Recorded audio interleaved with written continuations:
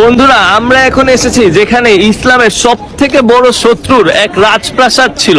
এখানে ছিল তার বাড়ি, আবু জাহেলের বাড়ি। আবু জাহেলের প্রকৃত নাম ছিল আমর ইবনে হিসাম।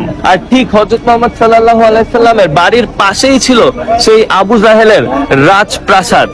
আবু জাহেল হযরত মুহাম্মদ সাল্লাল্লাহু আলাইহি সাল্লামকে অমানবিকভাবে নির্যাতন করত, তার ইসলাম প্রচার পুরোপুরি বন্ধ করে দিতে চেত এবং হযরত মুহাম্মদ সাল্লাল্লাহু আলাইহি সাল্লামকে মেরে ফেলার ষড়যন্ত্রও করেছিল। কিন্তু দেখুন আল্লাহ তাআলার কি কুদরত, আজকে তার সেই প্রাসাদের কোনো চিহ্নই নেই। এখন সেটাকে বানিয়ে দেওয়া হয়েছে একটি পাবলিক টয়লেট। আর তার প্রতি ঘৃণা প্রকাশ করার জন্য হাজিরা একবার হলেও এখানে এসে মলমূত্র ত্যাগ করে যায়। দেখুন, এটাই ছিল তার বিশাল বড় রাজপ্রাসাদ। এখন চারিদিকে খালি টয়লেট, এইদিকে গেলে টয়লেট, এইদিকে গেলে টয়লেট, নিচে গেলে টয়লেট, চারিদিকে এটা খালি এখন শুধুমাত্র একটি টয়লেট।